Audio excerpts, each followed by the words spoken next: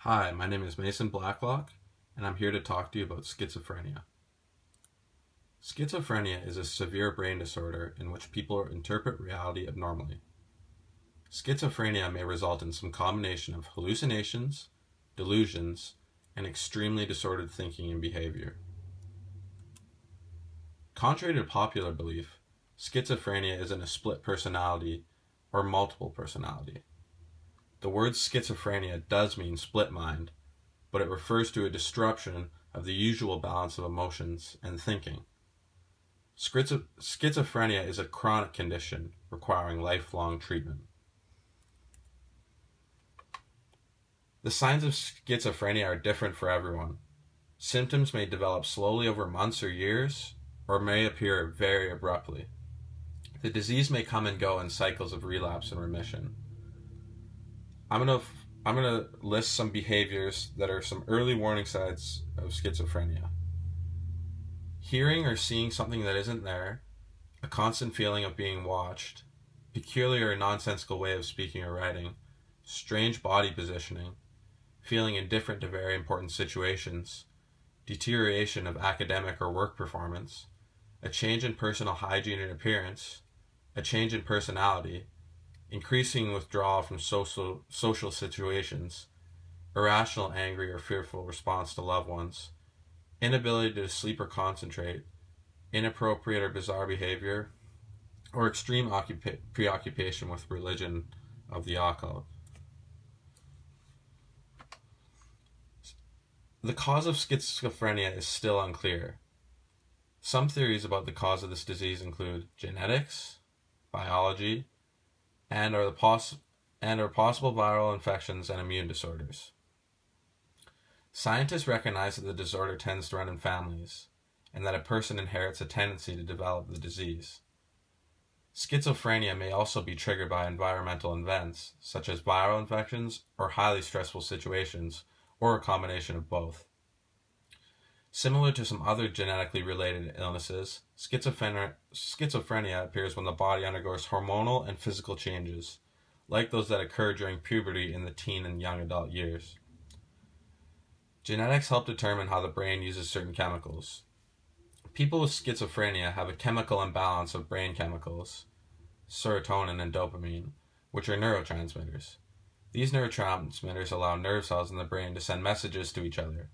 The imbalance of these chemicals affects the way that a person's brain reacts to stimuli, which explains why a person with schizophrenia may be overwhelmed by sensory information, which other people can easily handle. This problem in processing different sounds, sights, smells, and tastes can also lead to hallucinations or delusions.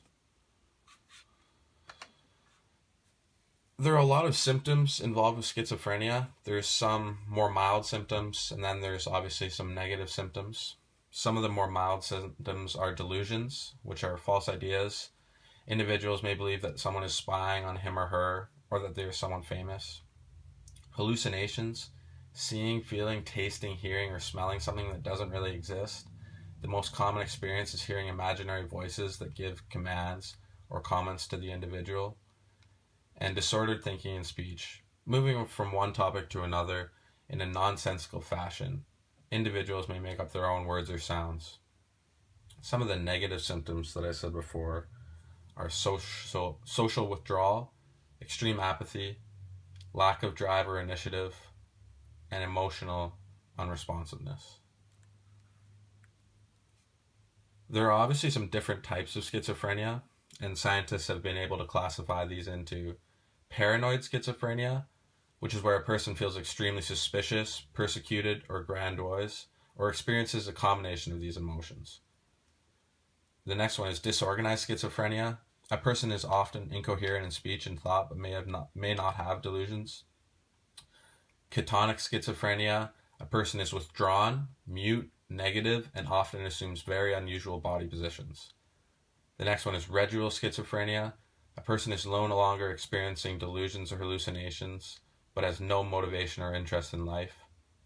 And lastly, schizoaffective disorder. A person has symptoms of both schizophrenia and a major mood disorder, such as depression. The next category is treatment. While there's no cure for schizophrenia, many people with this illness can lead productive and fulfilling lives with proper treatment.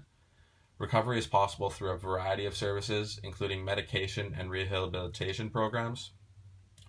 Rehabilitation can help a person recover the confidence and skills needed to live a productive and independent life in the community. Types of services that can help a person with schizophrenia include case management, which helps them access services, financial assistance, treatment, and other resources. There's some self-help groups which provide ongoing support and information to persons with serious mental illnesses by individuals who experience some illnesses themselves.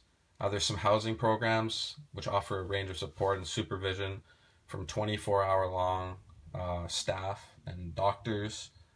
There's an employment programs which is very nice because it's hard for these individuals to find work, and so these employment programs, they find them employment and help them gain the skills necessary to re-enter the workplace.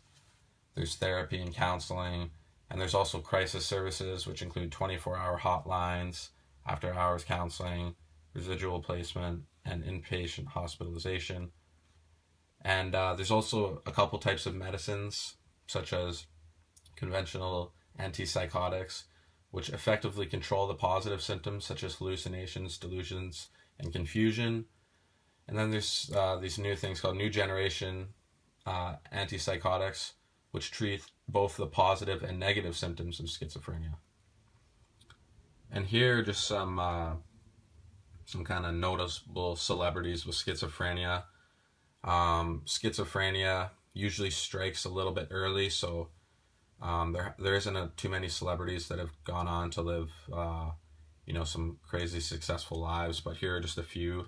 Tom Harrell, who is a jazz musician, Mira Popkin, who's a Broadway star, and Edward Einstein, who is the son of Albert's son. And that wraps up my presentation on schizophrenia. I hope you enjoyed it and learned a bit more about the topic.